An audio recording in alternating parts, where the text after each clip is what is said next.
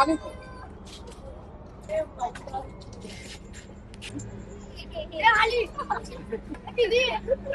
149મી રથયાત્રા અને પવિત્ર રથયાત્રાના ગણતરીના દિવસો બાકી છે અને સમગ્ર કોટ વિસ્તારમાં એક ઉત્સાહ અને આનંદનો માહોલ છે. લોકો અહીંયા તૈયારીઓમાં મશગુલ છે. અલગ અલગ તમને પોળોમાં, નાના નાની શેરીઓમાં રથયાત્રાને લગતી બધી કામગીરી તમને દેખાશે.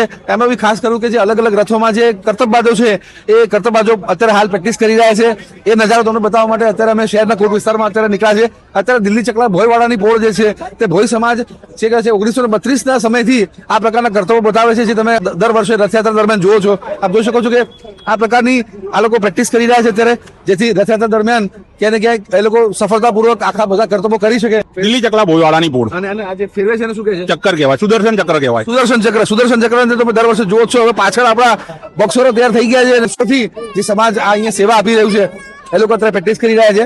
આ જોઈ શકો તમે, આપ જોઈ શકો છો કે અત્યારે બોક્સિંગની પ્રેક્ટિસ ચાલે છે અને ક્યાંય ને ક્યાંય આમાં શારીરિક તમારી ક્ષમતાને પણ એ લોકો જોઈ રહ્યા હોય છે.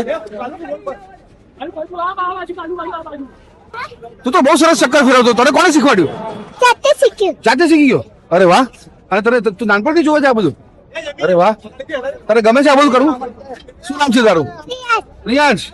નાનકડા પ્રિયાંશ ને કહેવાય છે કે આ સમાજ વર્ષોથી સેવા આપે છે, એટલે નાના બાળક બી તમે જોઈ શકો છો કે એને શીખવાડવું નથી પડતું. એ બિલકુલ જોતા જન્મતા હોય તેનામાં આ બધી કળા આવતી હોય છે. આપણે તારું નામ શું છે? ક્રિશ છે. તો તું આ શીખ્યો કે એમને તને આવડી ગયું? જાતે શીખ્યો પ્રેક્ટિસ કરીને. તું રથયાત્રામાં કરીશ હવે? તને ગમે છે? તું રાહ જોઈને બેઠો છે એમ ને? વાહ વાહ વાહ. નાના નાના બાળકોથી લઈને વૃદ્ધોથી લઈને યુવાનો બધા બહુ ઉત્સાહમાં છે.